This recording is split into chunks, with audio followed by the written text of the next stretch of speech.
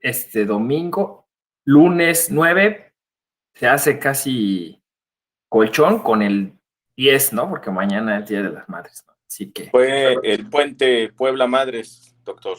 Sí va, Puebla Madres, exacto. En algunos casos sí lo dieron, ¿eh? Sí, ¿verdad? Sí, sí está cañón. O sea, es lo que estoy viendo. Exacto. Con razón. Sí, sí se ve menguado el. Está padre esa. Puente Puebla Madres. Muy bien. Bueno, pues vamos a desahogar esta clase. Vamos gracias a José Antonio Cejudo, nuestro querido ingeniero que siempre está pendiente de todas las transmisiones y conexiones, y este no es la excepción. Y vamos a dar chance que Norma termine de comprar sus bimbuñuelos, que bueno, Mari ya la vi, bueno, Adolfo ya me contestaste, Dulce, espero también que tengas una bonita semana. Buenos días, No. gracias. Hola Dulce, gracias. Ya se incorpora Antonio y esperamos se incorpore en el transcurso de los siguientes minutos alguien más. Hola Antonio, buenos días. Y bueno, pues ya hemos tenido chance de estar conversando en este diplomado sobre pensamiento crítico. Vamos hoy a desahogar el tema de interculturalidad y pensamiento crítico, ¿no? Tengo que decir que este tema de la interculturalidad lo tenemos transversalizado en todos nuestros diplomados, ¿no? Es como una especie de marca de la casa.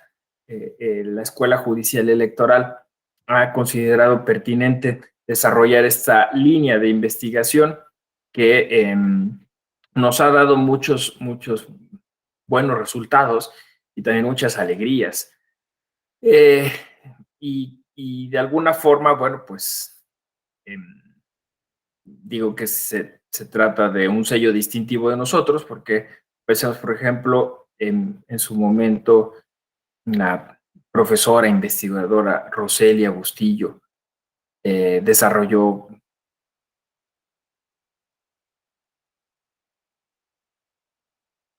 posible candidata para integrar la sala Jalapa, está en la terna, y pues siempre nos da mucho gusto que de alguna forma se generen estas sinergias, ¿no? Entonces ella salió aquí de la Escuela Judicial Electoral y bueno, el doctor Pérez de los Reyes, el maestro Enrique Inti, ¿no? Entonces tenemos grandes expositores. Ahora incluso nuestro jefe de la unidad de investigación en algún momento se dedicó también a esos temas, el maestro Juan Carlos Silva Araya. Yo mismo, ¿no? He estado metido también en un par de años haciendo líneas de investigación sobre esto, y el propio tribunal tiene distintas líneas jurisprudenciales en torno a la interculturalidad jurídica. Así que es un tema que recurrentemente tratamos de colocar estratégicamente en nuestros diplomados, en nuestros foros, en nuestros productos que tenemos también, cápsulas, podcast, ¿no? Sale a relucir. Y así, literalmente, como interculturalidad, y así comenzamos un poco el desarrollo de esto. Como siempre, estoy a sus órdenes por si quieren hacer algún comentario. ¿De qué va todo esto de la interculturalidad? Yareli y Araceli, bienvenidas. Bueno, pues hace mucho tiempo se le denominaba a este tema de diversos modos, ¿no? Ha tenido distintos nombres. No es solamente el cambio de nombre, sino es el cambio también de concepción, ¿no? No solo de acepción, sino también de concepción. Es decir, plantea retos epistemológicos y hermenéuticos distintos, y ya desde ahí empezamos con el pensamiento crítico. Es decir, ¿qué implica enfrentarnos a otras culturas? Este es el tema, ¿no? ¿Qué supone que nosotros ajustemos nuestro sistema de pensamiento a otros sistemas de pensamiento. Básicamente yo diría que para este diplomado sería una perspectiva, así le llamamos, un enfoque, un acercamiento, un approach, como se dice ahora sofisticadamente, a la realidad de un distinto modo, ¿no? O sea, no todos piensan como yo. Creo que eso es pensamiento crítico en el fondo. O sea, me voy a topar con gente que tiene otra forma de pensar. Eh, y entonces, de alguna forma, esto ya se plantea como una especie de clave hermenéutica potentísima, poderosísima. Me voy a explicar. Eh, Occidente tiene esta tremenda y terrible idea de homogeneizar el pensamiento. Es decir, que todos pensemos igual. Y entonces se habla de, y digo, es muy bonito, ¿no? Porque ustedes piensen, no sé, pensamiento universal, ¿no? Pensamiento abstracto en el cual pues, todos coincidimos, se generan maneras homogéneas de administrar la realidad, de conocerla y de categorizarla. Este es el asunto. Las categorías. Hay que clasificar esa realidad de acuerdo a un único sistema de pensamiento. Esto suena en principio muy adecuado y correcto porque, pues, justo si se piensa que esto va o generaría una especie como de unidad epistémica, ¿no? Entonces, todos tendríamos las mismas categorías, no habría disensos, no habría mayores conflictos, ¿no? Porque pues todos estaríamos pensando en las mismas cosas cuando nos referimos a ciertos nombres, ¿no? Incluso esa fue una etapa de la filosofía, de la historia de la filosofía, el nominalismo, ¿no? Enfocarse en estos nombres y tratar que los nombres representen las mismas cosas. Y este proyecto modernizante basado en un progreso ascendente, que suponía justo eso, el alcanzar como humanidad un lenguaje común. Eso le llamaron de diversos modos, ¿no? La ilustración, porque tenía que ver pues con esa idea de, eh, como es la metáfora, de ir imaginando o dibujando la realidad, ilustrándola de un modo conjunto, ¿no? Eso obviamente, que insisto, suena muy bonito, empezó a desquebrajarse casi una vez que se empezó a montar, ¿no? Los estados-nación que incorporaron este pensamiento único, así le podemos llamar, pues se encontraron con la curiosa peculiaridad, pues que al interior había gente que pensaba distinto, ¿no? Y que tenía formas de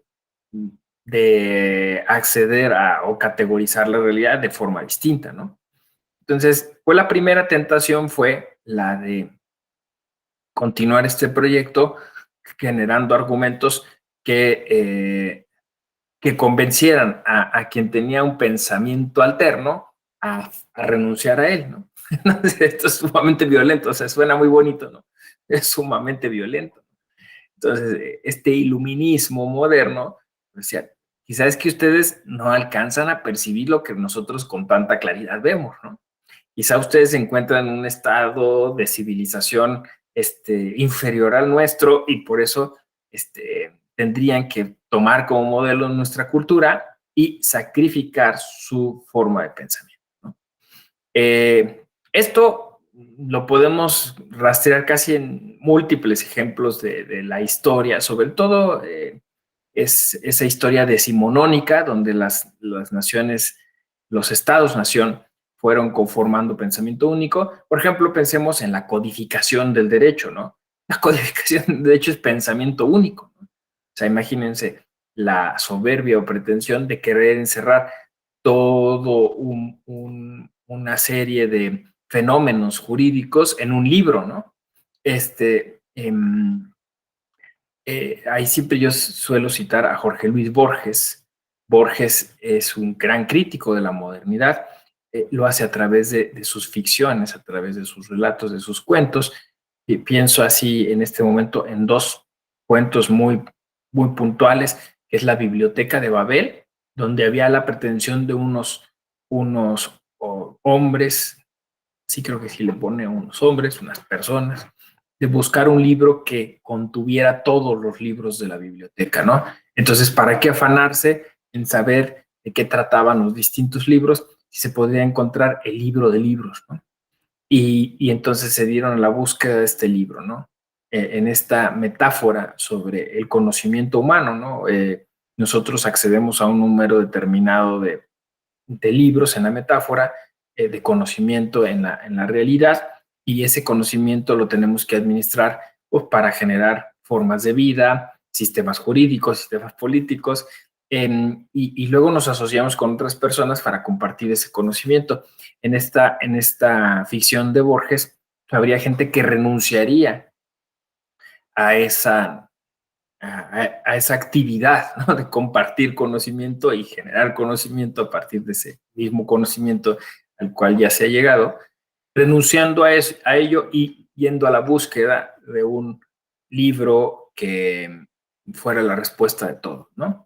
Entonces, creo que Borges está criticando muy bien este pensamiento único moderno, que a veces renuncia pues eso, a admirarse de la realidad, a descubrir la realidad, tratando de llegar como dice el propio Borges, ¿no? Llegar al nombre secreto de Dios, ¿no? En otro maravilloso cuento que se llama El Golem. Eh, la soberbia de los como de estos hombres se me fue el nombre del lugar donde se encuentran reunidos estos judíos, la judería, creo que así le llaman, ¿no? Donde están buscando armar un muñeco, ¿no? Que encontrar cómo dar vida a ese muñeco a través de el nombre secreto de Dios, supuestamente en esta mitología judía, encontrando el nombre secreto de Dios, se puede darle vida a algo que es inanimado. Entonces, este desafío de creerse como Dios, obviamente se les vuelve encima, ¿no? Entonces, es otra forma de verlo, ¿no? O sea, cómo esa realidad eh, que se pretende como crear, controlar, volvernos dioses, se vuelve contra nosotros, ¿no? Y el otro cuento creo que representa mucho esto es el libro de arena, que también es un libro infinito, que se nutre a sí mismo, que, que tiene la aparición de páginas nuevas y como esta pretensión de querer generar un instrumento que pueda resolverlo todo, ¿no? Un instrumento taumatúrgico, un instrumento sanador, ¿no? Yo podría ejemplificar todo esto del pensamiento único en el constitucionalismo, ¿no? Ahí estuve bromeando con un tuit ahora a propósito de que vino Ferrayoli a la Escuela Judicial Electoral a hablarnos de la Constitución de la Tierra, que igual, insisto, suena hermoso, suena precioso, pero otra vez pensamiento único, ¿no? O sea, eh, eh, la pretensión de querer hacer un documento llamado Constitución que le sirva a todo el mundo, ¿no? O sea, me parece que es absolutamente anacrónico eso. Entonces, bueno, ¿cuál es el tema? El tema es que la realidad es diversa, es múltiple, es plural y las formas de acercarnos a ella pues es de ese modo. Yo esta mañana, ojalá podamos hacer un pequeño ejercicio, también como para que nosotros nos midamos en cuánta capacidad tenemos de, de acercarnos a esa diversidad y de alguna forma tratar de empatizar o de sensibilizarnos frente a ella, ¿no? Porque finalmente, pues, venimos de una formación donde ese pensamiento único se vuelve hegemónico a esta palabra. Es que ese es el tema, ¿no? O sea, el tema es que cuando se quiere imponer un tipo de pensamiento a quien piensa distinto, pues eso se vuelve, obviamente, autoritarismo, se vuelve poco democrático. Curiosamente hay una paradoja, ¿no? Incluso la podemos llamar así, paradoja democrática, porque muchas veces ese pensamiento único se vendió como democracia, ¿no? Porque decía, la mayoría piensa así, los demás tienen que ajustarse a esta mayoría y pensar igual que nosotros, ¿no? Pero, insisto, en algún momento en el siglo XX descubrimos pues que eso podía llevarnos a un lugar no tan positivo, ¿no? Lo descubrimos tristemente a través de los totalitarismos, porque justo sistemas que se denominaban estados democráticos constitucionales de derecho, como el propio régimen nazi, pues lo que hicieron fue violentar esa diversidad y decir no la aceptamos, ¿no? Aquí todos somos arios, aquí todos somos de una sola raza y las otras razas no solo deben invisibilizarse, sino incluso deben desaparecer. Aquí hay conceptos interesantes, por ejemplo, hoy se habla de un blanqueamiento, ¿no? O sea, porque esa homogeneización se ha vuelto sutil y sofisticada, ¿no? O sea, ahora no es que se dice, no, vamos a aniquilar a estas razas o vamos a eliminar a estos grupos que son distintos, sino simplemente a través de un uso de un tipo de violencia simbólica se va blanqueando, ¿no? La sociedad. O sea, es decir, vamos invisibilizando a estos grupos o a esta diversidad, la vamos marginando para que, lo que prime pues es ese pensamiento único, ¿no? Entonces, interculturalidad supondría una especie de instrumento epistemológico para, como antídoto a este pensamiento único y por tanto pensamiento crítico, ¿no? A ver, vuelvo a formularlo, ¿no? Entonces, interculturalidad o perspectiva intercultural significaría un instrumento epistemológico que serviría para evitar un pensamiento único, ¿no? ¿Cómo funciona este instrumento? Que es lo que yo me interesaría compartir con ustedes esta mañana. Pues este instrumento sí sirve justamente como una especie de alerta, así como un foco amarillo que se enciende y nos dice, cuidado, ¿no? Cuidado, quizá estás violentando a alguien que piensa distinto, ¿no? Y eso, entonces, a mí me parece es justamente un instrumento altamente democrático y democratizador. Por eso le llamo paradoja democrática, porque la democracia significaría incluir a más personas, no importando la forma en la que piensan. De hecho, uno de los presupuestos de la democracia es la libertad de ideas. Entonces, para que no fuera como de doble moral, como dicen, de dientes para afuera, pues la libertad de pensamiento sería justo eso, ¿no? O sea, decir, vamos a respetar las distintas formas de pensamiento. Insisto, y sin embargo, hay una idea paradójica en donde dice, no, pero justo para llegar a consensos tenemos que pensar todos igual. Y para pensar todos igual, entonces que se imponga el pensamiento de la mayoría y eso es democracia, ¿no? Entonces, o es democracia incluir o es democracia blanquear, invisibilizar y alienar a todo mundo, ¿no? Entonces, puesto que la paradoja es de difícil solución, lo que hacen los sistemas es hacerlos de manera subrepticia. Es decir, vamos a hacer que los demás piensen como nosotros, pero no diciéndoles que lo vamos a hacer, sino lo empezamos a implementar a través del uso hoy, por ejemplo, de la tecnología, en su momento a través de sistemas de control, como ya lo ha denunciado filósofos como Foucault, ¿no? O sea, es esta exacerbación del panóptico, pues, de insistir en modelos únicos a través, por ejemplo, del mercado o de clichés o la construcción de estándares, no sé, o sea, todos al final vamos a vestir jeans, vamos a tener un dispositivo de alta gama, vamos a tener una serie la jornada laboral va a estar tasada en un cierto momento. No sé si me explico. O sea, al final, la vida occidental tiene sus estrategias para que nos comportemos del mismo modo, ¿no? Y obvio, para que pensemos del mismo modo, ¿no? Entonces ahí está la paradoja, no sé si la sientan, ¿no? O sea, se siente esa paradoja. ¿Por qué? Porque nosotros queremos distinguirnos.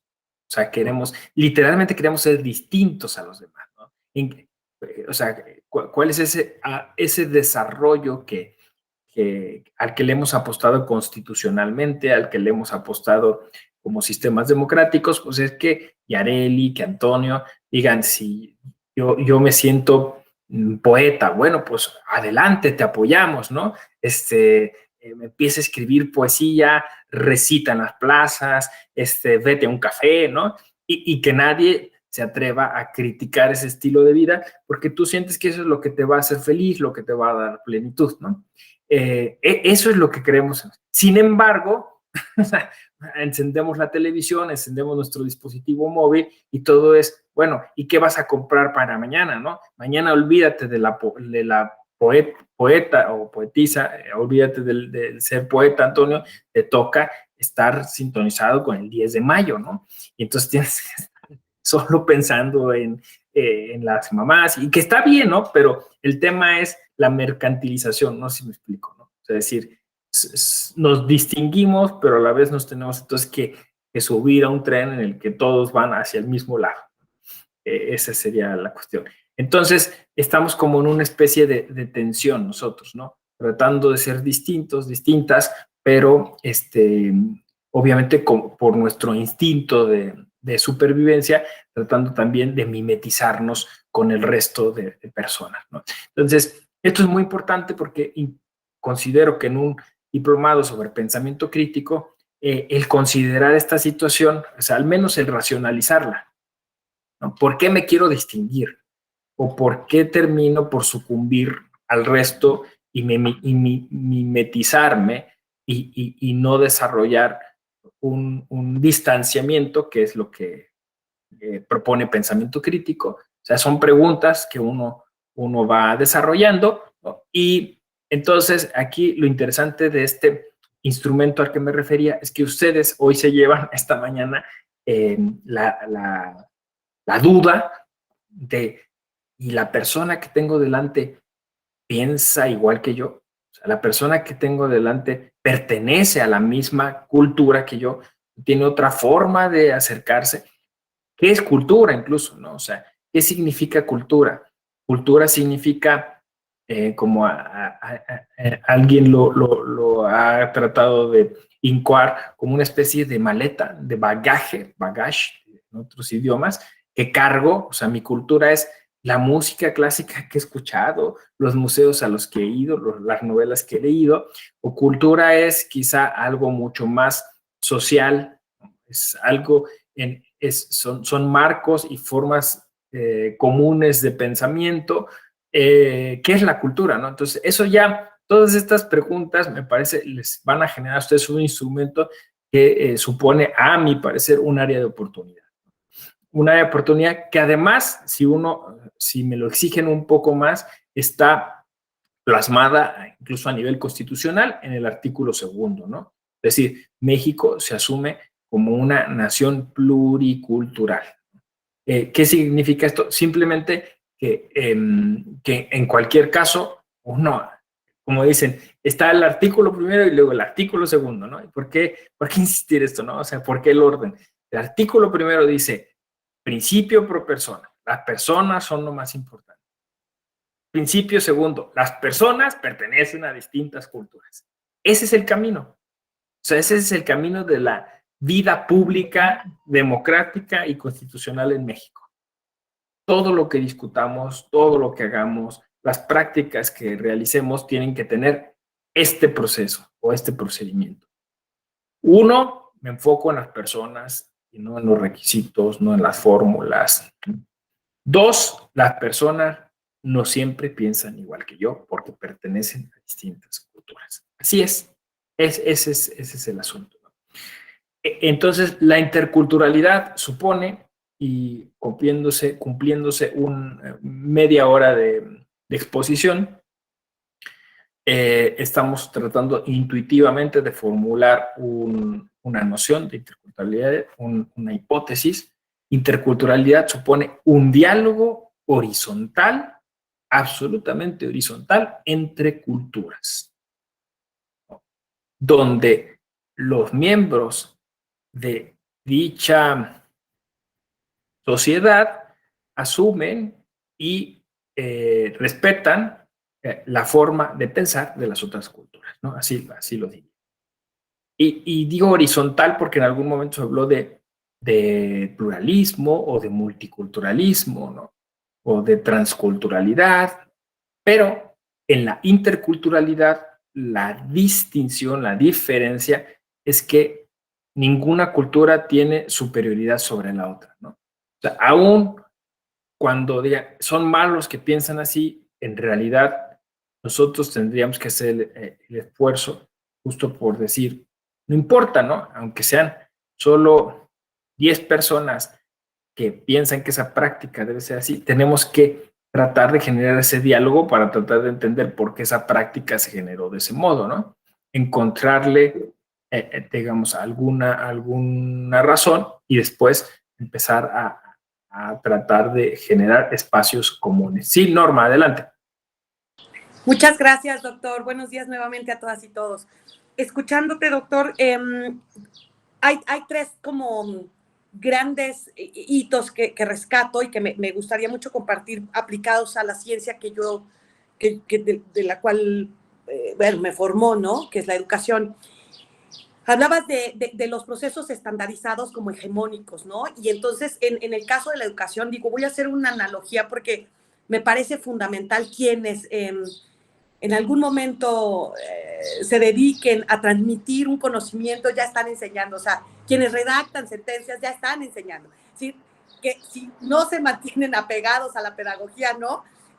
Hoy por hoy la transmisión del conocimiento, sea cual sea, es un proceso de enseñanza, no de aprendizaje per se, porque pues, yo puedo transmitir, ¿no?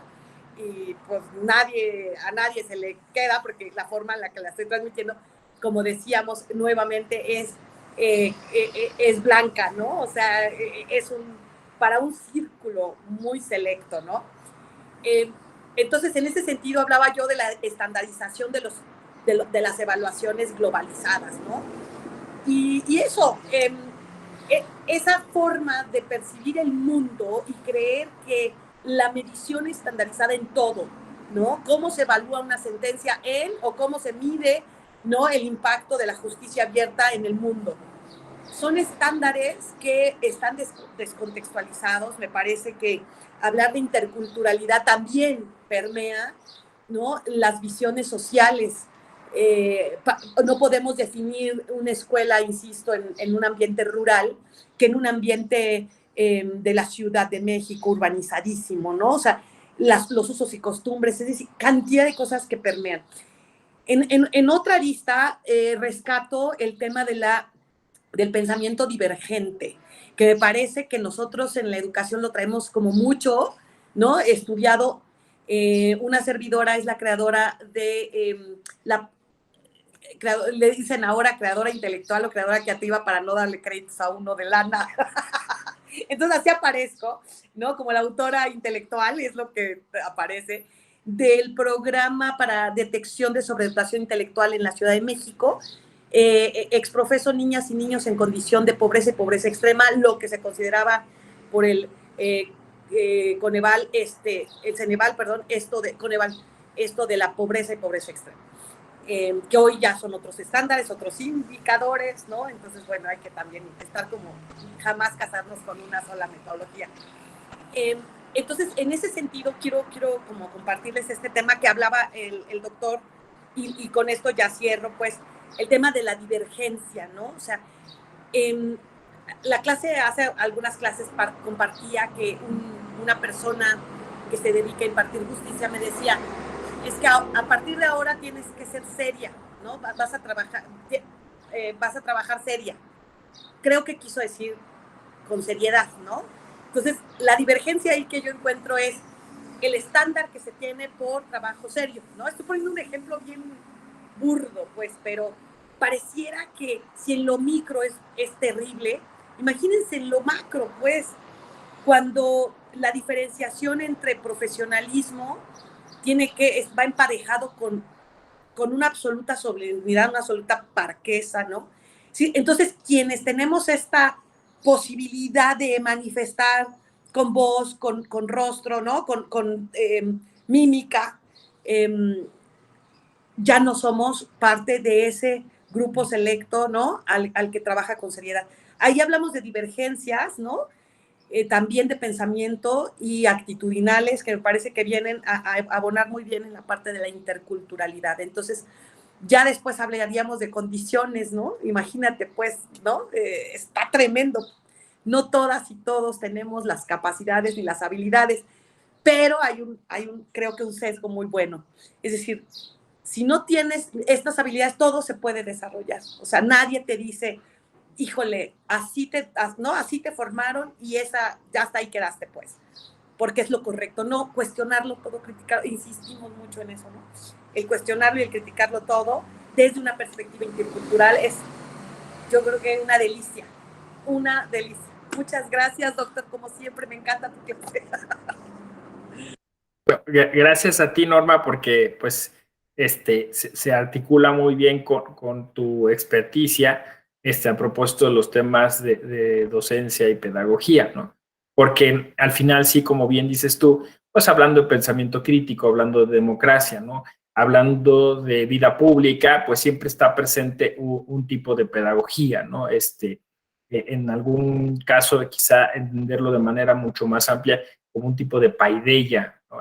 O sea, es decir, como una especie de afán generalizado en donde todas y todos estamos como atentos a que esta cultura mejore, a que esta cultura le apueste a valores como la paz, ¿no? Que le apueste a valores como el bien común, la justicia social, ¿no? Entonces, porque así decimos, ¿no? Cultura de la paz, ¿no? Cultura de los derechos humanos, ¿no? Entonces, claro, por eso decía yo en algún momento, ¿qué tiene que ver esa cultura con la interculturalidad? Bueno, pues que esa cultura de alguna manera, como dices tú, se diversifica, ¿no? Se hace divergente, ¿no? Entonces se genera un pensamiento dinámico y como bien dices tú también, en algún modo todos nos estamos afectando recíprocamente, o sea, nos estamos educando entre nosotros. Entonces, alguien podría decir, ¿a mí en qué me va a educar una persona de un purépecha o que me va un mixteco o que me va a aportar un náhuatl, ¿no? Entonces, por eso les decía yo, un regalo, ¿no? Les traía yo un regalo para cambiar nuestra forma de pensar y decir, claro, nos van a enseñar muchísimas cosas, ¿no? O sea, la interculturalidad, como dijiste tú, es un área de oportunidad para aprender, ¿no? O sea, no para, como se ha creído, para enseñar, que un poco es la filosofía, que a mí me gusta mucho, la filosofía zapatista, ¿no? O sea, en los caracoles se va a compartir, ¿no? O sea, cuando alguien llega, traje estas despensas, no, maestro, tú no cabes en un caracol, ¿no? O sea, en un caracol venimos todos a aprender. Entonces, quítate toda esa arrogancia occidental de que nos vienes a salvar, de que nos vienes a dar un mejor modo de hacer las cosas, ¿no? Aquí cada quien trae su forma de pensar, su forma de hacer las cosas y vamos a compartir esa información y vamos a ponernos de acuerdo sobre cuál es la mejor de ellas, ¿no? Entonces, por eso empezaba con todo este rollo del pensamiento único, ¿no? Porque me parece que es justo una especie eh, de forma en la que, de vicio es lo que iba a decir, de vicio formativo que nos ha impedido esto que tú llamaste habilidad, ¿no? O sea, la interculturalidad es una habilidad, es una nueva competencia a nivel didáctico, a nivel jurídico, ¿no? Entonces, cuando se dice que el operador jurídico, la operadora jurídica, el juez, el secretario, el actuario, la actuaria, el funcionario del OPLE, tal, tienen que tener una actitud intercultural, una perspectiva intercultural, literalmente es una competencia distinta, ¿no? O sea, es una competencia, es decir, bueno, a ver, foco amarillo, alerta, estoy frente a una persona que tiene una cultura distinta, que seguramente piensa las cosas distintas. Tengo aquí una ley, tengo aquí una cosa a la que nos tendríamos que ajustar, un marco, ¿sí? Pero ¿cómo hacemos para ajustarnos cuando miramos, ¿no?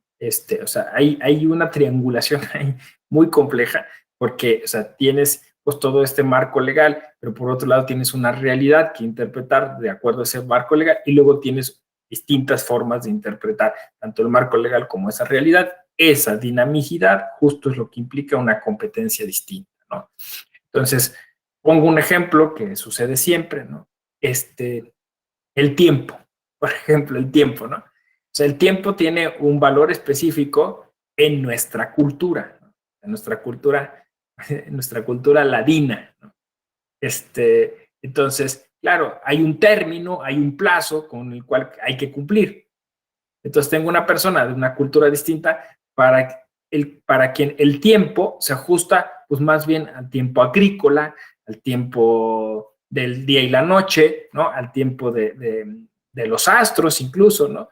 Entonces, esta persona, pues como dijiste tú, este tiempo agrícola, en el caso de la educación, estoy pensando en el caso de la administración de justicia o del derecho electoral, pues esta persona está preocupada porque son semanas de sequía, ¿no? Y está contando el tiempo en función de cuando llegue la lluvia y termine la sequía y haya agua y se puedan regar los sembradíos y tal, ¿no? Entonces, claro, cuando te enfrentas a un plazo, para una gente de la ciudad, pues el plazo es el que marca el reloj, el que marca el calendario, ¿no? No el del tiempo agrícola, no sé si me explico, ¿no? Entonces, la forma de pensar es distinta.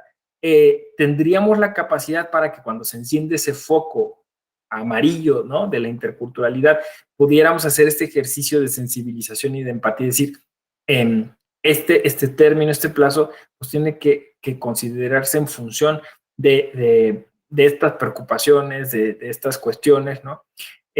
Yo creo que la Sala Superior del Tribunal Electoral en su momento lo ha considerado. Yo se lo he escuchado, por ejemplo, el magistrado Felipe de la Mata, y él decía, pues es que tenemos que considerar que estas personas pues tienen que venir de comunidades lejanas, en donde los traslados implican mucho más tiempo, ¿no? Donde no hay a veces comunicaciones, ¿no? No hay internet, no hay servicio de teléfono, no hay telefonía, ¿no? Entonces, todas esas variables han llevado a desarrollar, por ejemplo, una cosa que se llama interpretación contextual, ¿no? Es decir, en los protocolos que se han elaborado para la administración de justicia, este foco amarillo se llama interpretación contextual, ¿no? El funcionario, el servidor público, la servidora pública tiene que tener en cuenta el contexto, que no es otra cosa que decir, tiene que tener en cuenta que todas esas circunstancias, todas esas variables llevan a las personas que viven dentro de ese contexto a tener una forma de acceder a esa realidad distinta, ¿no? Literalmente otra cultura. Entonces, esa es la competencia, es la habilidad a la que se refería Norma, ¿no? Entonces, ya digamos, planteada esta posibilidad, ahora podemos empezar a desarrollar la herramienta, ¿no? O sea, el instrumento. O sea, ¿cómo incorporamos esa competencia? O sea, ¿cómo hago, no? Porque al final, pues yo trato de estandarizar, trato de homogeneizar, insisto, es un vicio que tenemos muy arraigado que tiene que ver con este pensamiento único, ¿no? En tanto que nosotros hemos, de alguna forma, nos ha costado mucho trabajo llegar ahí para adquirir ese tipo de pensamiento único, pues tratamos a veces de no renunciar tan fácilmente a él y tratamos de imponérselo a otras personas. Entonces, la primera cuestión en la que casi hayamos una especie de ejercicio psicoanalítico, así como pasa con la perspectiva de género, pasa con la perspectiva intercultural, aquí se trata de una deconstrucción, ¿no? O sea, el primer paso que hay que dar es reconocer nuestro racismo. Así. Entonces, así como hablamos de micromachismos y de las nuevas masculinidades, pues tendríamos que hablar eso, ¿no? De las nuevas ciudadanías. Y en las nuevas ciudadanías interculturales, nosotros el primer paso que damos es decir, sí, soy así, ¿no? Hola, soy José Ramón Narváez y yo he discriminado, ¿no? Soy José Ramón Narváez y muchas veces me he referido a una persona diciéndole, eres naco o naca, ¿no? O sea, eres inferior culturalmente a mí, ¿no? Mi cultura es mayor, tengo estos títulos, estudié acá, yo sí sé, bla, bla, bla, ¿no? Eso lo tenemos, insisto, tan interiorizado que hay que empezarlo a deconstruir y hay que irse con mucha cautela pensando en las palabras que uno dice, porque esas palabras normalmente se conectan a ideas y esas ideas se conectan a conductas. Entonces, para que demos el cambio conductual, o sea, es decir, de trato respetuoso hacia las demás culturas, lo primero es que es, digamos, de alguna manera, revelar o develar el lenguaje. Yo sé que esto lleva siempre a una discusión, ¿no? No, es que ya la gente ahora tiene piel sensible, ya no puedes hacer chistes, no te puedes referir a eso, ¿no? Me parece que esa cautela, ese foco amarillo al que me referí, es necesario hacerlo, ¿no? Entonces, en algún tiempo, fíjense, yo utilizo mucho la sátira, la ironía, ¿no? Me gusta mucho porque creo que es un ejercicio como lo han dicho los teóricos, las teóricas de la risa, ¿no? O ayuda mucho a alcanzar consensos, ¿no? O sea, genera un espacio y un ambiente adecuado, pero lo cierto es que ahora sí dicen chistes políticamente incorrectos, ¿no? Es pertinente, me parece, que nuestra generación se cuestione esas cosas, ¿no? Entonces, yo muchas veces me he llegado a pensar eso, ¿no? Porque, no sé, crecí yo con personajes como la India María, por ejemplo, ¿no? Claro, es complejo porque esta actriz representaba a una indígena mazahua, ¿no? Entonces, de alguna forma, pues sí, exaltó su forma, su vestimenta, ¿no? Pero también por otro lado, la ridiculizaba, o sea, por otro lado, generó, pues eso, una serie de clichés al grado que eh, ahora que tuvimos a Magdalena Durán en la eje, ¿no? Exponiendo, que ella decía, ¿no? O sea, a mí me dicen yo soy la típica María, ¿no? O sea, yo soy la María del centro, ¿no? Y literalmente ya ven del Zócalo, ¿no? Estas muñequitas que son muy coloridas, vestidas de mazahua, ella es mazahua, y entonces, claro, nuestro pensamiento único nos lleva como a generalizar y a decir, digo, Magda es concejala, ¿no? O sea, ha tenido una lucha increíble y uno la escucha hablar y te quedas admirado, ¿no? Pero el tema es eso, ¿no? O sea, es que nosotros, eso, ¿no? O sea, una rica cultura la significamos, la simbolizamos en una María, ¿no? Que viste de trenzas, ¿no? A la India María constantemente le jalaban las trenzas, ¿no? Y que hoy, pues, claro, con nosotros más cautelosas de esas cosas, decimos, bueno, pues es un tipo de violencia simbólica, ¿no? No sé si en algún momento fue necesario la India María, ¿no? O sea, para adentrarnos a esos temas, incluso de índole político, ¿no? O sea, hay una película donde ella representa a una candidata a presidenta municipal, ¿no? Entonces, que justo son los temas que hoy estamos discutiendo, ¿no? O sea, estas mujeres que son violentadas, mujeres indígenas, porque quieren romper el orden, ¿no? Y este pensamiento único y candidatearse a dirigir su comunidad, ¿no? Entonces, por eso digo, yo ahora me hago como muchas preguntas, ¿no? Entonces, ahora sé que hay otros personajes, ¿no? El indio Brian, la india Yuridia, ¿no? O sea, son las que le he dado seguimiento. Pareciera como que en la comedia sí se nos permite eso, ¿no? Pero no sé si ya esa comedia hoy por hoy es válida, no lo sé, ¿no? Y cosas de ese género. Obviamente, el término indio y India en México es un término altamente despectivo, ¿no? Que todavía, desgraciadamente, mucha gente utiliza, ¿no?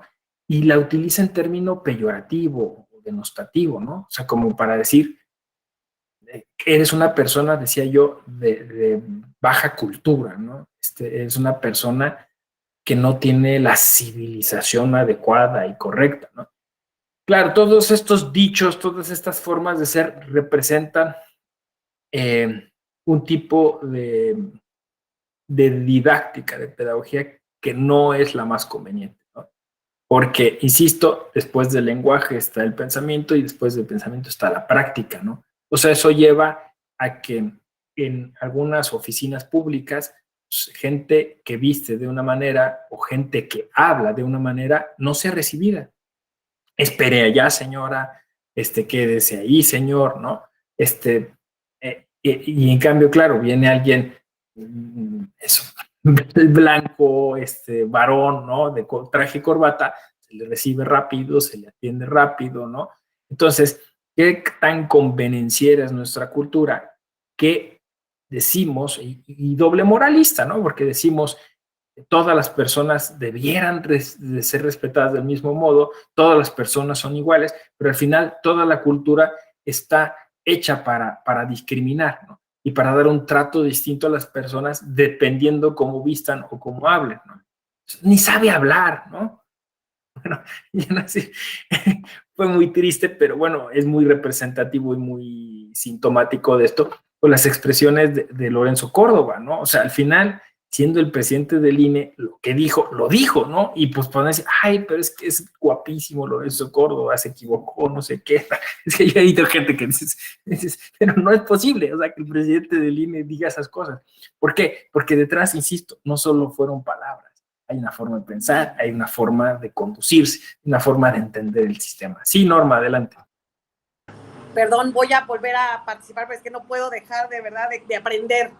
El proceso que hablas tú de privilegio, ¿no? Y de capitalizar la cultura y de capitalizar el conocimiento, ¿no? Es una forma también del sistema patriarcal que vivimos. Pero independientemente de eso, ahorita me viene a la mente el tema, por ejemplo, cuántas personas que imparten justicia, que están a cargo de servicios a la ciudadanía, llámese desde la defensoría hasta una persona, insisto, de verdad, la importancia de la redacción de sentencias, porque lo hablo no desde porque sería muy egoísta o muy egocéntrico decir desde mi experiencia, ¿no? Porque evidentemente no tengo la formación de abogada, de licenciada en Derecho, pues. Pero sí soy una ciudadana, ¿no? Mexicana, de clase media, ¿no? Entonces, todo esto habla de una cultura, soy morena, soy mujer, ¿no? Soy obrera, es decir, que hay muchas cosas que resuenan en mí, que me hace ser empática con ciertos grupos, ¿no? Más allá de los grupos con privilegios, ¿no? Si bien es cierto, estoy concluyendo mi doctorado, sé que me ha costado más trabajo, bueno, ¿no? Si yo hubiera nacido blanca en un país tal, y etcétera. O sea, esta transversalización, ¿no? Que le llaman interseccionalidad. Bueno, pero en este sentido hablo de la lengua de señas, ¿no, doctor? O sea, ¿cuántas de estas personas que imparten justicia o que se dedican a estar cercanas a la ciudadanía tienen conocimiento en la lengua de señas mexicana, ¿no? Y lo digo porque, bueno, podemos entender Mazahuas, Tzotziles, ¿no? Al igual que tú, pienso que estuviste ahí, pues, pero también estuve yo allá en las comunidades zapatistas. Y bueno, te metes a un mundo distinto, ¿no? A un mundo, a una cosmovisión diversa. Sin embargo, llevas permeado, pues, tu capital, ¿no? Tu cultura, pues, tu cosa horrenda, ¿no? Y allá te deconstruyes. Por eso es que quizás tenemos tanta magia con esta palabreja, ¿no? Pero si bien es cierto, tienes que regresar, ¿no? Uno va y se mete al maná, ¿no? Al manantial, comes del maná y te metes al manantial, y debes regresar con una visión, una perspectiva, una transformación, debe sufrirse. Así como yo coincido que nadie que pase por un proceso formativo pues regresa igual, de la misma manera debemos involucrarnos con la ciudadanía a tal grado de decir, bueno, ¿qué pasaría si, ¿no? Llega aquí una persona que es sorda, ¿no? Que es sorda y muda y que además, ojo, casi el 93% de las personas sordas no oralizan, quiero decir, no saben español, no saben las letras. Esta, eh, lo políticamente correcto, ¿no? De poner los subtítulos, ya estamos siendo incluyentes o inclusivos, ¿no? No es verdad. La comunidad, o sea, es decir, no se metió a la comunidad sorda a estas propuestas de accesibilidad, ¿no? Porque ellos no oralizan, no saben el idioma español. Entonces, para ellos, el que nosotros les pongamos subtítulos, pues dicen gracias. O sea, qué amable, gracias, pero no me sirve de nada porque yo no sé tu idioma. Aquí lo importante sería que como parte del servicio público, ¿no? Tuviéramos una formación también en lengua de señas mexicanas, porque estamos negando un chorro de accesos a todo, a una defensa justa, ¿no? A un acceso a la información, es decir, traemos transgredidos un chorro de derechos, perdón por mis palabras coloquiales, es a lo que se refiere, ¿no? Cuando dicen, habla serio, decía, habla con propiedad, ¿no? Pero vamos, que la transmisión es esa, ¿no? O sea, lo que quiero dejar plasmado es eso. Hay muchos contextos de los cuales estamos, sobre todo las personas servidores públicas. Yo no digo que ya las empresas y tal, ¿no? Pues eso es bueno, ¿no? Y además, yo no sé si le invierten tanto, ¿no? Pero nosotros somos trabajadores de gobierno, pues, trabajadoras y trabajadores de gobierno.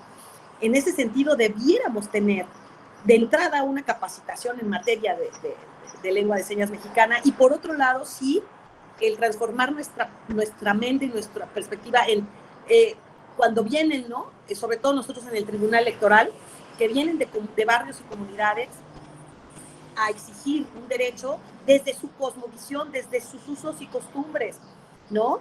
Y entonces tener esta perspectiva no de cierre de puertas, sino de aislamiento, ¿no? Y vamos a protegernos. Lo que dices de Lorenzo Córdoba me sonó muchísimo cuando sucedió. Yo no daba crédito, pues, que un ente, un representante, ¿no? El representante del ente más importante de la salvaguarda de la democracia, pues, tuviera esta porque es lo que tú dices, el background, ¿no? Esta parte de decir, chales, ¿no? Pues entonces, ¿qué va a pasar? O sea, si una persona de estas es wexican, pues ya valió, porque yo soy morena, ¿no? O sea, yo tengo la piel morena, pues. Entonces, evidentemente que mis derechos son menores o son menos importantes, ¿no? Que una persona blanca, ¿no? Que estudió en la náhuatl y tal. Yo soy de la UPN, ¿no? Entonces, son cosas como que vienen, como dices tú, yo pregunto mucho, ¿no? En mi cabeza y en mi mente me pregunto muchas cosas. Y eso, hablar también de interculturalidades, aún en las diversidades de condiciones, que es lo que te decía hace un momento, ¿no? Yo compartía, la condición es importantísima también, porque no es lo mismo tratar con una persona indígena, tal, esto que ya sabemos que se llama interseccionalidad. Entonces, creo que abonaría mucho también, ¿no? Que nos cuestionáramos esto de, híjole, ya tengo un cargo público, quizás un cargo público de alta jerarquía, como le llaman, ¿no? Que también, ojo, pues eso es capitalista, absolutamente, ¿no? Pero bueno, es el sistema en el que vivimos y ni modo. Pero bueno, ya lo tengo allí. ¿Qué me falta, no? ¿Qué es lo que merece la ciudadanía de mi parte? O sea, ¿por qué tengo un sueldo de este tamaño? Bueno, pues creo que es para, ¿no? Formarme en beneficio de. Muchas gracias. Perdón, Araceli, gracias. No, está perfecto, me encantó, porque sí, me dio muchas ideas cuando ibas hablando. Sí, Araceli, adelante. Gracias, doctor. Buenos días a todas, a todos. Bueno, platicarles que en el estado de Michoacán tenemos un municipio indígena y tenemos alrededor de 20 comunidades que se autogobiernan y que pues están en este proceso de administración directa de sus recursos. Desde el Instituto Electoral nos toca tratar mucho con las comunidades indígenas, que además hay en Michoacán un consejo mayor que tiene un gobernador indígena y que han asumido como un proceso de reivindicación en la comunidad muy notorio. Recordarán ustedes en el caso de la estatua que se pidió que se quitara de Cristóbal, de Hernán Cortés, me parece, por allá en una alcaldía en la Ciudad de México. Acá en Michoacán recientemente tumbaron una estatua, pero la tumbaron ellos, la jalaron con lazos de Fray Antonio de San Miguel, de un monumento que se llama Los Constructores, donde aparecía Fray Antonio de San Miguel como el arquitecto tomando nota, y aparece una figura, una imagen de una persona indígena en su calidad de esclavo, cargando bloques de cantera. Entonces, estas personas en algún momento se acercaron, ellos señalan que se estuvieron acercando por mucho tiempo con el presidente municipal, pidiéndole que retirara esa estatua porque les parecía el monumento a la esclavitud, les ofendía el ver esa estatua donde donde este fray estaba dándole indicaciones a un indígena que estaba claramente esclavizado. Evidentemente, el presidente municipal pues nunca se sentó con ellos, no accedió a este acercamiento con este grupo indígena, y ellos pues se organizaron y fueron y tumbaron la estatua. Tuvieron ahí fueron muy criticados por historiadores, por medios de comunicación, por las redes sociales, ¿no? Cómo se atrevían a tumbar una estatua de esa magnitud que representaba parte de la historia de Morelia. Y bueno, se les ha tachado en muchas ocasiones de intolerantes, incluso por sus propios usos y costumbres, que en muchos casos no coinciden con la forma de nuestro derecho, ¿no? Donde en algunas ocasiones se limitan los derechos de las mujeres o tienen unas formas de participación distintas en el Instituto Electoral. Cuando estamos preparando sus procesos de renovación de autoridades tradicionales, pues pasamos por toda una complejidad en el debate cuando les pedimos que busquemos la forma de lograr la participación de las mujeres. Y bueno, lo primero que nos dicen es que seguimos queriendo imponerles una forma de pensar que no corresponde a su cosmovisión, que ellos ven a la mujer de otra manera, que no la discriminan, ¿no? Muchas cosas, y luego a la par de esto tenemos una red de mujeres indígenas donde estamos en contacto con ellas, y ellas al mismo tiempo nos reclaman y nos dicen, es que como en el caso de los partidos políticos, tú les niegas el registro cuando no cumplen con la paridad, ¿y por qué con las comunidades indígenas no lo haces? O sea, nos están limitando derechos, ustedes nos tienen que empoderar. Entonces, de pronto entramos en una disyuntiva de que verdaderamente no sabes hasta dónde apretar, porque no puedes negarle, digamos, dejar de reconocer su proceso de renovación de autoridades, por un lado, aunque no cumplan con la paridad, porque no han llegado a la paridad. Hemos, a través del diálogo, tratado de construir esta parte donde además ellos traen a la mesa qué lucha es más importante, si su lucha en la reivindicación de los derechos o la lucha de las mujeres. Y han sido horas y horas y horas de reflexiones en ese sentido, y finalmente pues no se llega a la paridad, pero realmente el instituto tampoco es tajante como lo fuera con los partidos políticos. Entonces ha sido un proceso interesante de aprendizaje, de deconstrucción, lo dice usted, doctor, pero hasta donde ellos también han tenido que transitar hacia un proceso de deconstrucción de una forma distinta, por lo que ve a estos usos y costumbres, que en algún punto pues tienen que coincidir estas culturas en algún punto medio, no imponiéndose una sobre la otra, pero sí generando tal vez, digamos, este parámetro medio donde busquemos o tratemos de garantizar, de reconocer este derecho a las comunidades indígenas, pero también tratemos de garantizar parámetros mínimos como es la participación de las mujeres indígenas, ¿no? Que además es un proceso pues bien complejo. Sería mi comentario. Gracias. Sí, no, gracias a ti, Araceli. Así es, creo que se articula muy bien lo que dijo Norma con lo que dijiste tú, ¿no? O sea, al final de cuentas, puesto que este pensamiento único al que yo me refería trata de encontrar estándares, o sea, es decir, en todos los casos se hará esto, ¿no? Pero lo que estamos viendo es que no en todos los casos se debe actuar del mismo modo, ¿no? Sino que más bien lo que se tiene que tener es una especie de actitud abierta y dinámica para asumir los distintos temas y problemas, ¿no? Entonces, esto es lo que llamamos interseccionalidad, ¿no? O sea, es decir, que la interculturalidad de alguna forma sube de nivel o de alguna forma se perfecciona y se vuelve interseccionalidad, ¿no? Entonces, claro, yo decía, el primer nivel es reconocer que hay distintas culturas, pero después dentro de las distintas culturas hay distintas formas de vida, ¿no? Distintos grupos que requieren de distintos reconocimientos, ¿no?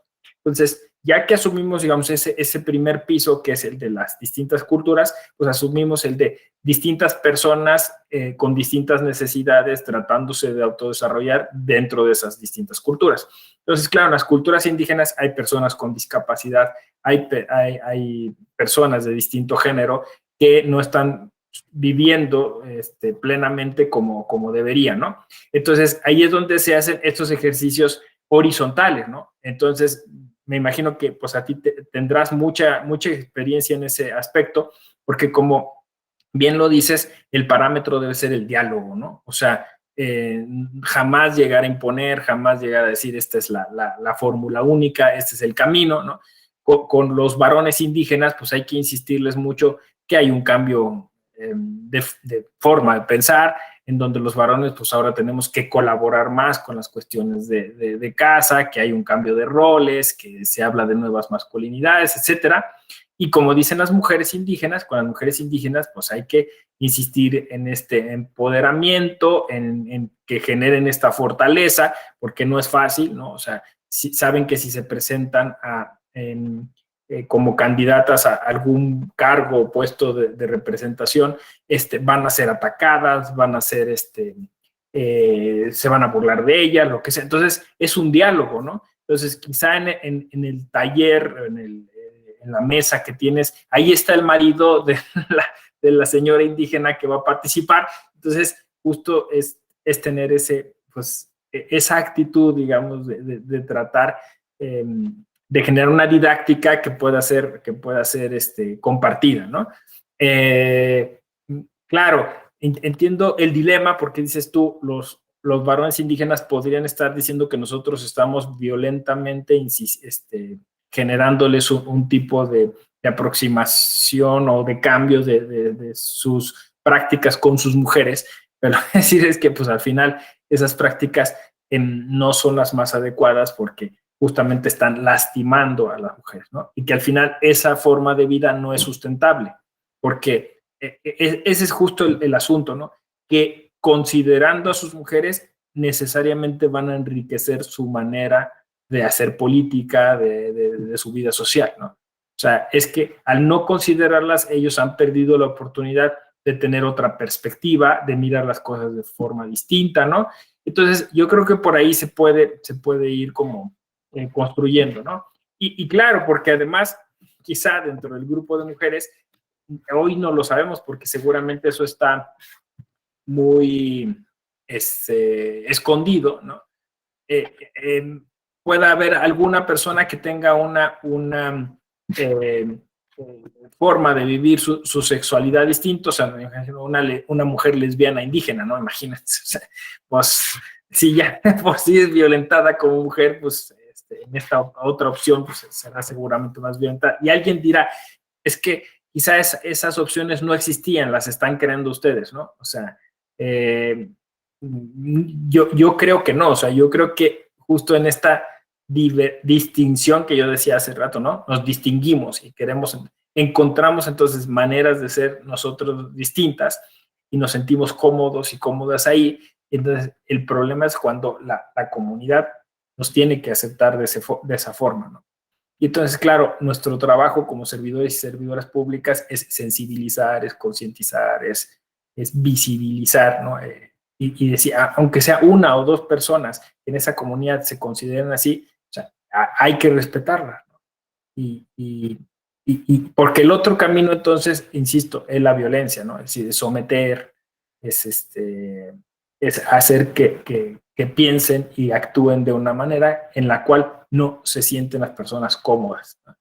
Al final creo que en las comunidades indígenas, ¿qué pasa también en las nuestras, ¿no? O sea, luego esa violencia también la tenemos nosotros. En las comunidades indígenas, me parece, se puede llegar a entender más esto del bienestar, o sea, es decir, la idea es que las personas estén bien. Entonces, las mujeres no están bien, les decimos a los varones, no se sienten cómodas que ustedes las traten así. Entonces, ustedes tienen que resolver su problema, ¿no? O sea, no les dice nada porque obviamente piensan que ustedes van a reaccionar de manera negativa o violenta y por eso no les dice nada. Pero ustedes vayan y pregúntenles, ¿no? O ustedes hablen con ellas, ¿no? Es que normalmente ellas no hablan, ellas no quieren, ellas no. ¿Estás seguro? No, porque es lo, oigan, ¿por qué no vinieron a votar las mujeres? Es que no quisieron. ¿Estás seguro que no quisieron? Sí, nos lo dijeron, ¿no? Entonces, mire, vamos con mi mujer, ¿no, Iván? La señora está tapada de trabajo con 10 chamacos ahí, no sé qué. Mire, señor, no es que no quisiera, ¿no? Es que no puede, ¿no? Es distinto, ¿no? y ahí entonces empieza el diálogo. Sí, Yareli, adelante. Rápido, nada más para comentar una experiencia que tuve hace 20 años, en donde tuve un trabajo que tuve que ir precisamente a la Sierra Norte de Puebla. Y pues mi compañero y yo teníamos que pasar un mensaje a la comunidad y a mí no me permitieron decir absolutamente nada. De hecho, querían que me fuera a sentar junto con las mujeres al fondo de la especie como de un domo que tenían. Querían que me fuera a sentar con ellas hasta atrás. No querían que hablara, de hecho no me permitieron hablar. Y lo único que me permitieron es sentarme al frente con mi compañero, pero sin chistar palabra, porque si no se iba a desatar un problema con los hombres. Pero sí me pareció algo inaudito, pero tuve que respetar sus costumbres. Y una diferencia en donde los hombres al frente y las mujeres hasta atrás, y siendo un grupo de, no sé, 70 personas, sí me pareció, no sé, inaudito para mí, que venía de otro sistema, por decirlo de alguna forma. Entonces, esto es parte de lo que están comentando. Gracias. No, gracias por la experiencia, Yareli. Siempre digo que cuando un comentario viene de la experiencia es mucho más interesante y enriquecedor, ¿no? Cuando dice, sé de la noticia o la estadística, ¿no? Pues está bien, ¿no? O sea, cuando es información está padre, pero cuando es de la experiencia se vuelve como conocimiento significativo, ¿no? O sea, muchos nos vamos a acordar de este ejemplo tiempo después, ¿no? Que va sumando a otras experiencias que uno ha tenido. Sí, efectivamente, en muchos lugares de México, en la Sierra Norte de Puebla, que yo también conozco muy bien, hay un machismo acendrado, ¿no? Y efectivamente los varones, no solamente indígenas, ¿no? En general, igual también mestizos, no escuchan a las mujeres, ¿no? Se dirigen a otros varones, ¿no? Entonces, volvemos a lo mismo, ¿no? O sea, me parece que necesitamos mucha cultura compositiva, ¿no? O sea, me refiero a medios alternos de solución de conflictos. Entonces, estos instrumentos de los que hablábamos hace rato, yo creo que más que estar insistiendo en definiciones o conceptos que son importantes, ¿no? En el convenio 169 de la Organización Internacional del Trabajo, hay que pensar en cosas así muy pragmáticas que podamos incorporar para que los servidores y servidoras públicas de instituciones políticas, de OPLES, ¿no? De tribunales electorales, empiezan a generar estrategias de mediación, ¿no? Y en estos aspectos. Como bien dices tú, uno tiene que ser muy prudente porque se puede desatar ahí un conflicto, ¿no? Entonces, bueno, la estrategia normalmente es que, por ejemplo, una de esas estrategias es que vayan en parejas, ¿no? O sea, que vaya un hombre y una mujer, ¿no? Pero sí es importante que vayan las mujeres. Y que, por ejemplo, el varón se dirija a las mujeres y que la mujer se dirija a los varones, ¿no?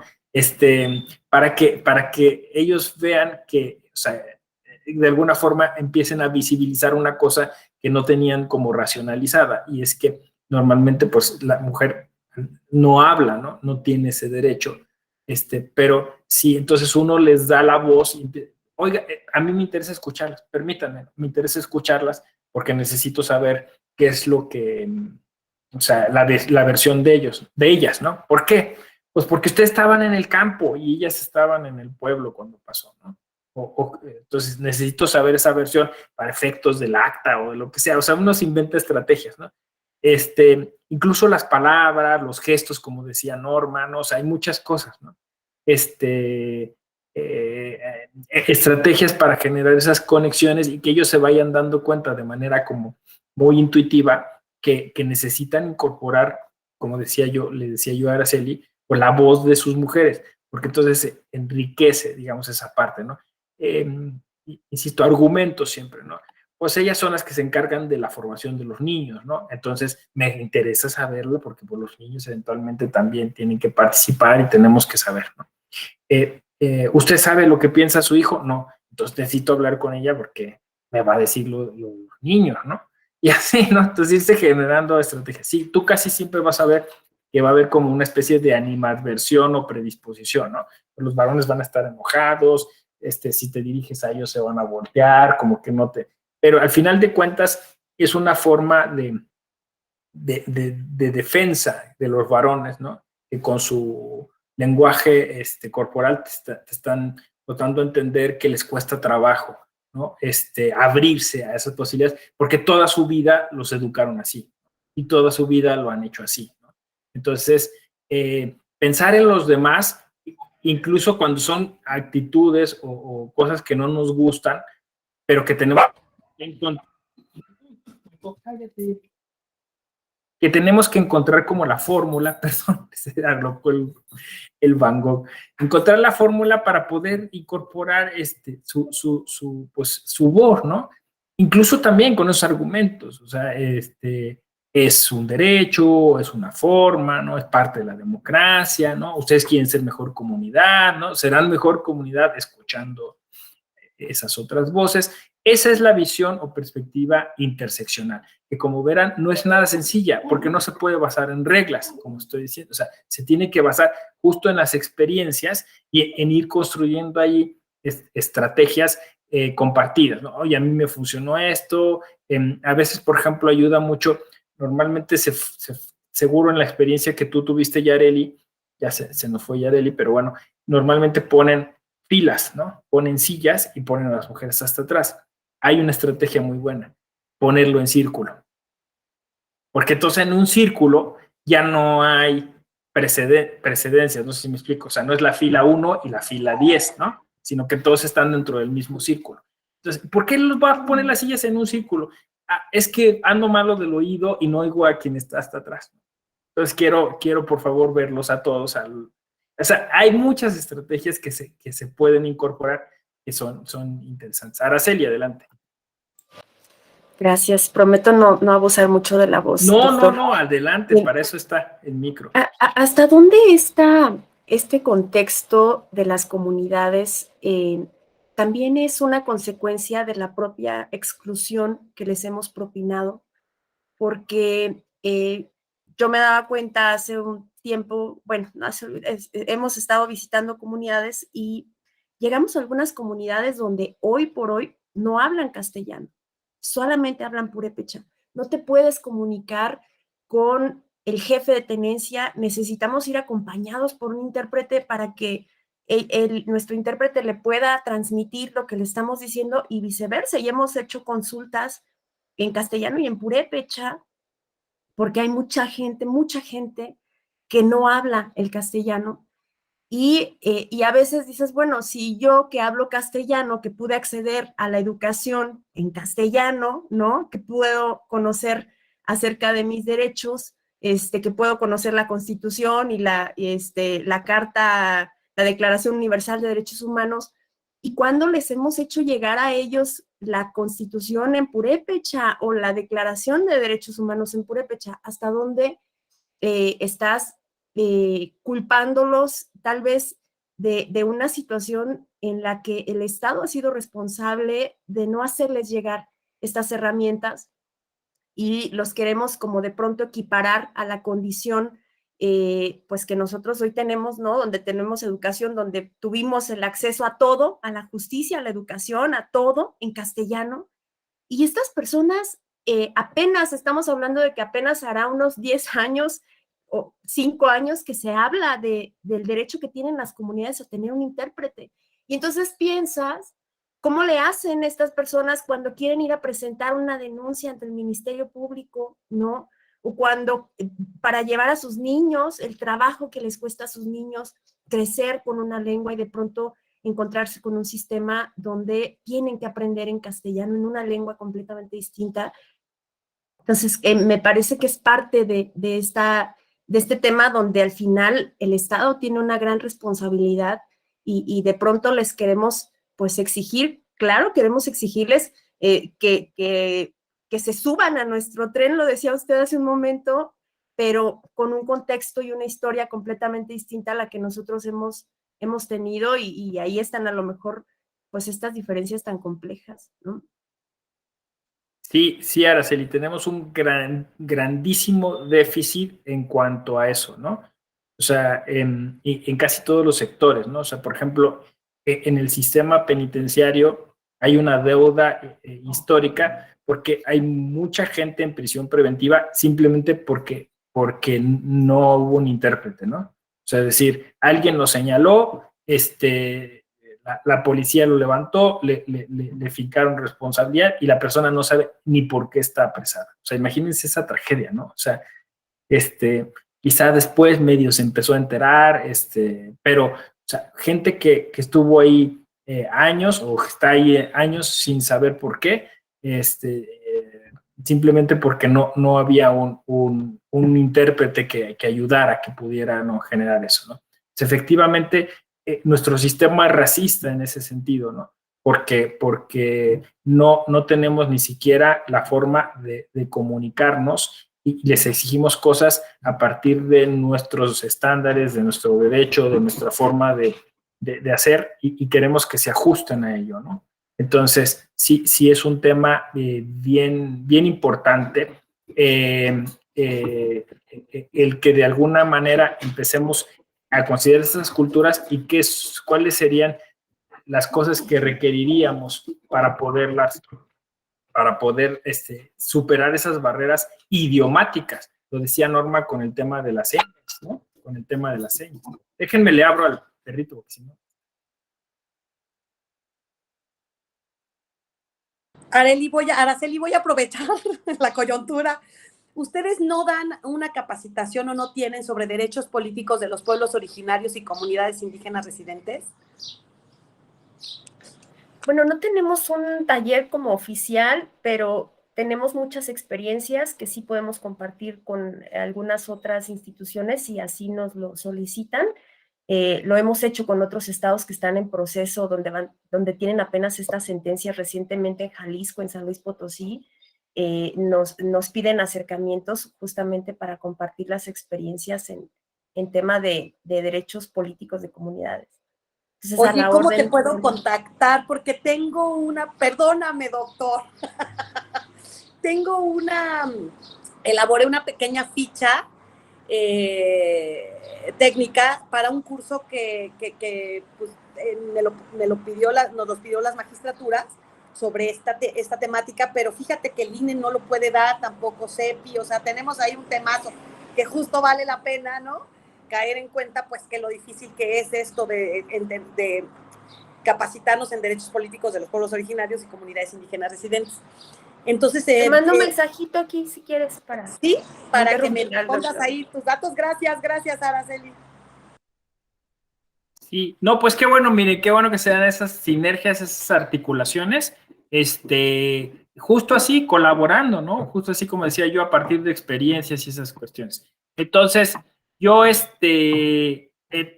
creo que esa es la fórmula, hay que ir generando pues más protocolos, más oficinas encargadas de esto, más sensibilidad, ¿no? Al final es una perspectiva que tendríamos que tener incorporado todo el mundo, ¿no? O sea, todas las personas tendríamos que estar con esta manera de acercarnos a los demás, a partir, pues, de la consideración de que pueden tener una manera distinta de asumir esa realidad. Bueno, yo hasta aquí me estaría deteniendo.